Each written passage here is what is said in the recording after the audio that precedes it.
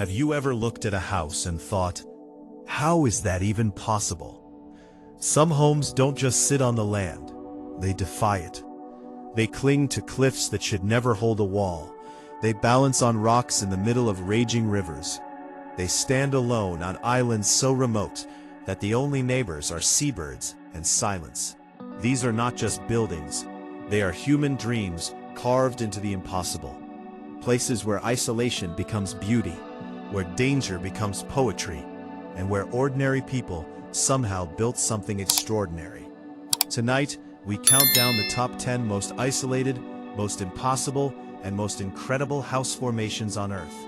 Each one has a story that will make you wonder what kind of courage, stubbornness, or madness it takes to live where almost no one else dares.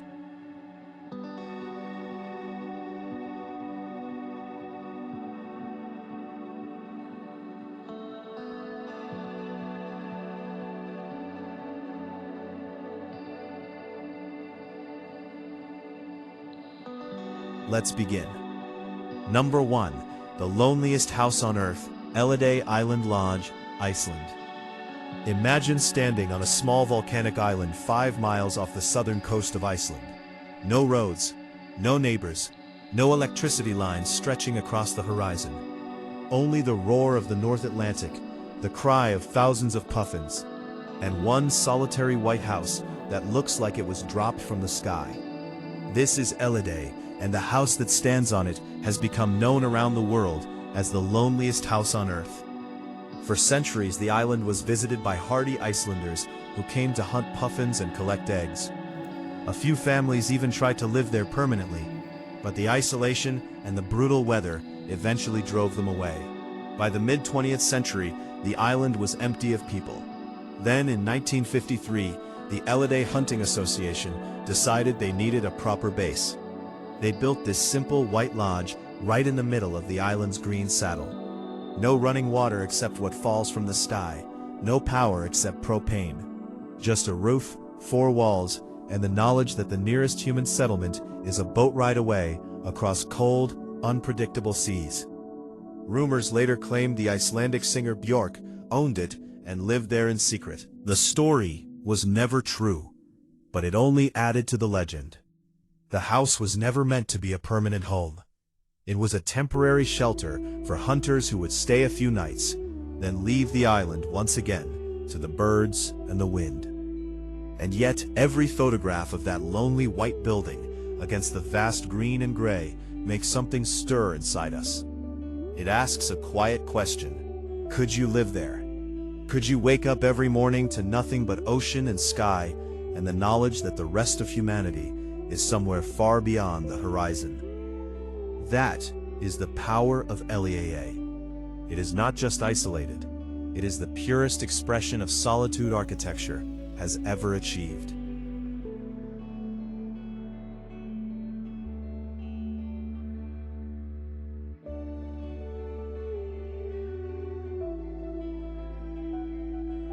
Number 2. The house that refuses to die, Dina Riverhouse, Serbia.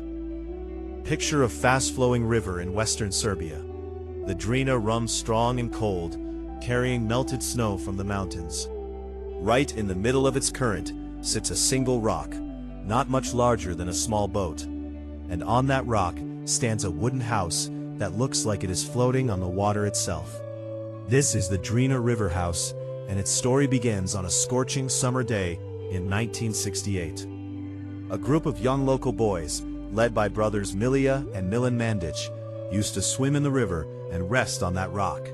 The stone grew so hot under the sun that they decided they needed shade. Using planks that the river itself had washed downstream, they built a simple shelter. The first flood of autumn destroyed it completely. The boys came back the next summer, and the summer after that. Each time the river rose and tore the house apart, they rebuilt it, stronger, a little larger, a little more determined. By the time they were finished, the cabin had become a local legend, a place for young people to gather, laugh, and watch the water rush past on every side. Over the decades, the Drina has destroyed the house at least 7 times. Every single time, the people of Bajana Bashta have put it back. It is a quiet act of defiance, against a river that refuses to be tamed. Today it still stands, a tiny wooden island of human will in the middle of nature's power. One wrong step and you are in the current. One big flood and the house may vanish again.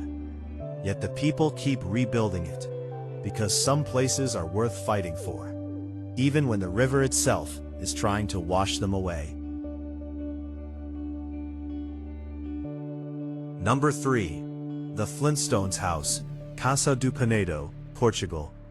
Deep in the green mountains of northern Portugal, between the towns of Fafe and Celarico de Basto, 4 giant granite boulders sit as if they have been waiting for centuries. In 1972, an engineer named Vitor Rodrigues, often associated with the Guimarães family, looked at those stones and saw not obstacles, but walls and a roof. Over the next 2 years, he and local builders carefully fitted a house into the spaces between the boulders. The stones became the foundation, the sidewalls, and even part of the ceiling. No electricity was brought in at first, only candles and the soft light that filtered through the cracks. A small swimming pool was later carved into the rock nearby. The family intended it as a quiet holiday retreat. Instead, the house became an instant curiosity. Tourists began appearing on the narrow mountain roads just to stare. The owners eventually opened it to visitors, turning their private dream into a living museum of impossible architecture. Walking inside feels like stepping into a storybook. The rock is cool and rough under your hand. The rooms curve around ancient stone. Outside, the forest presses close. It is as if the mountain itself decided to grow a home. Casa do Penedo reminds us that the most extraordinary houses are not always the ones we force onto the land. Sometimes they are the ones we grow into the land, stone by stone, crack by crack, until the boundary between nature and shelter disappears.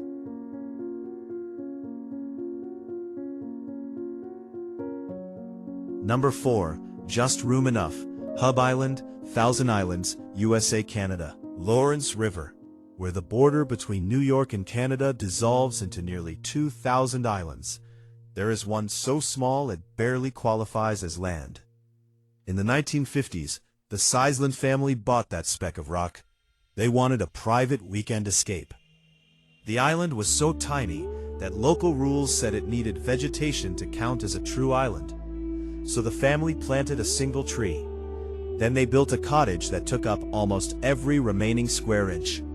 They named it Just Room Enough Island, because that is exactly what it is. One misstep and you are swimming. The house sits so close to the water that the river seems to lap at the foundation. Tour boats now slow down and point cameras as they pass. The family's quiet getaway became one of the most photographed tiny homes on the planet. Yet the romance remains. Imagine waking up in a bed that is only a few feet from the open river, with nothing but water and sky in every direction. No lawn, no driveway, just enough room for a house, a tree, and the dream of perfect isolation.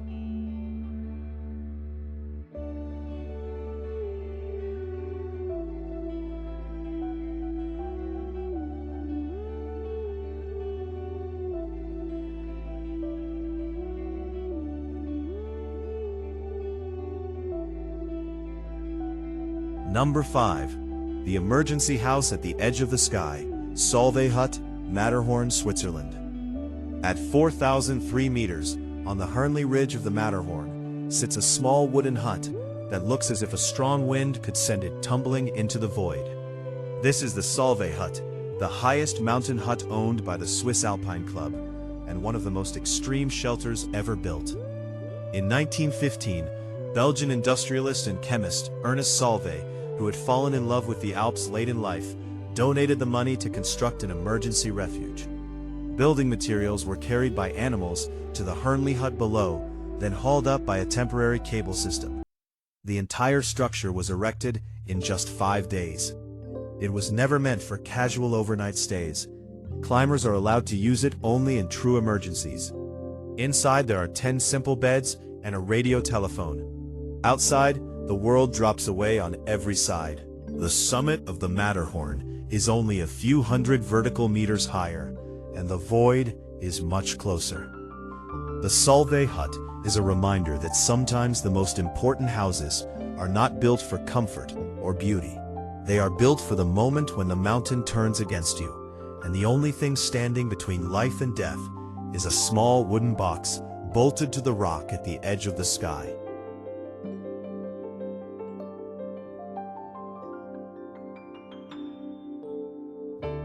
Number 6. The highest house in Europe, Capanna Margarita, Monte Rosa. Higher still than the Solvay Hut, on the border between Italy and Switzerland, stands Capanna Margarita, the highest building in Europe. In the late 1880s, the Italian Alpine Club decided that climbers and scientists needed a permanent base on the summit of Punta Ginifetti. The hut was prefabricated in the valley, carried up by mules and then by human porters, and assembled at 4,554 meters. On 18 August 1893 it was inaugurated in the presence of Queen Margherita of Savoy, who was carried up in a sedan chair. The hut was named in her honor. It quickly became more than a climber's refuge.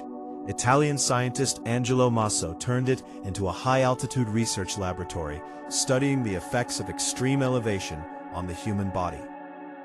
The original structure was later replaced, but the spirit remains, a house that exists where the air is thin, the storms are violent, and the view stretches across half of Europe. To sleep in Capanna Margarita is to sleep closer to the stars than almost any other permanent structure on the continent. It is architecture pushed to the absolute limit of what human lungs and human courage can endure.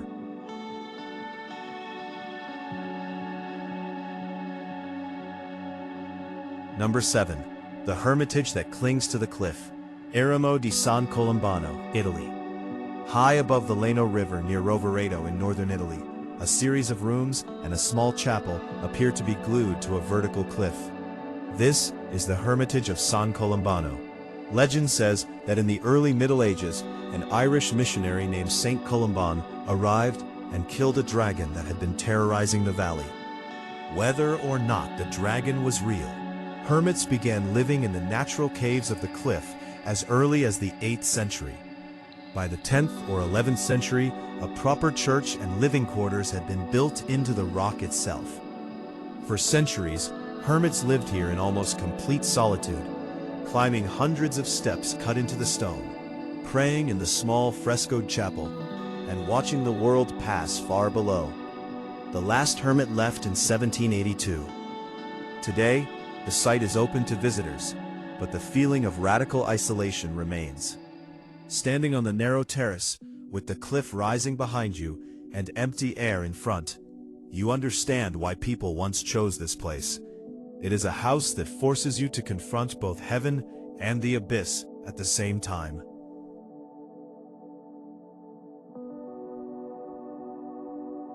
Number 8. The house like a red sail, Casa Malaparte, Capri, Italy. On the eastern tip of the island of Capri, a long, low, blood-red house seems to grow directly out of the rock and point like a ship's prow toward the open Mediterranean. This is Casa Malaparte.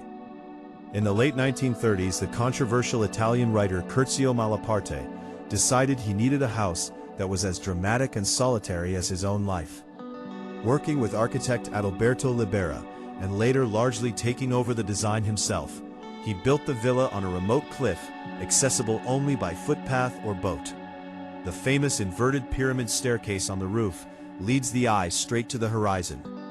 Inside, the rooms are simple, almost monastic.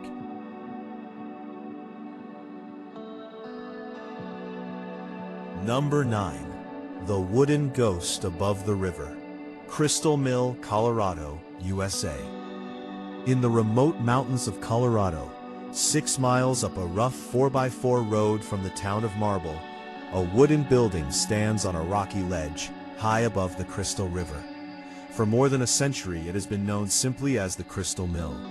Built in 1892 to 1893 as the Sheep Mountain Powerhouse, it was never a traditional home. It was a power plant, that used the force of the river to drive a horizontal water wheel and compress air for the silver mines nearby. When the mines closed in 1917, the mill was abandoned. The town of crystals slowly emptied. The wooden structure remained, slowly silvering in the high-altitude sun and snow. Today, it is one of the most photographed historic structures in the American West. Though it was never a family house, its isolation, its impossible perch, and its stubborn survival make it feel like one. It is a house of industry that became a house of memory, a wooden ghost that still watches the river that once powered it.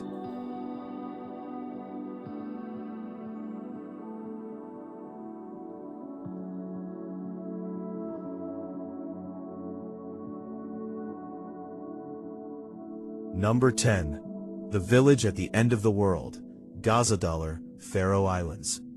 Our final stop is not a single house, but a formation of houses so isolated that for generations they might as well have been on another planet.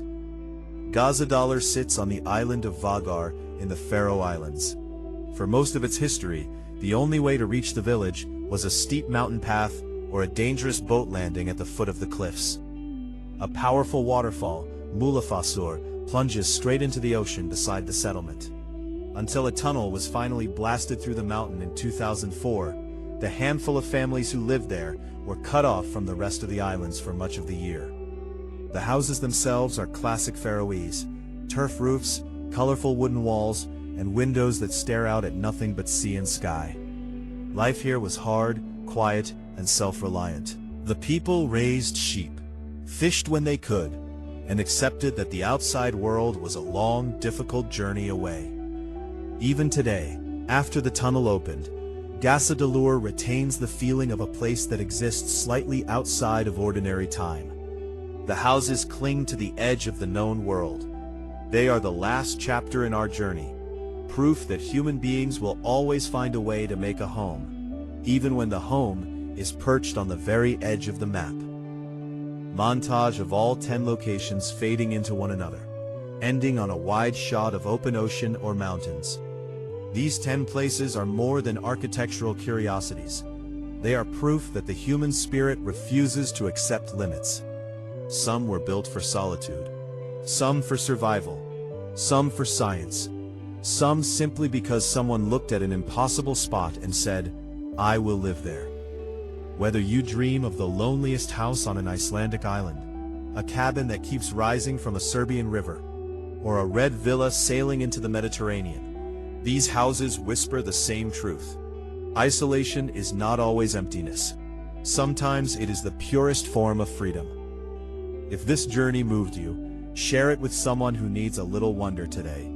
And tell me in the comments, which of these 10 would you dare to call home? Until next time, keep looking for the places that shouldn't exist, yet somehow do.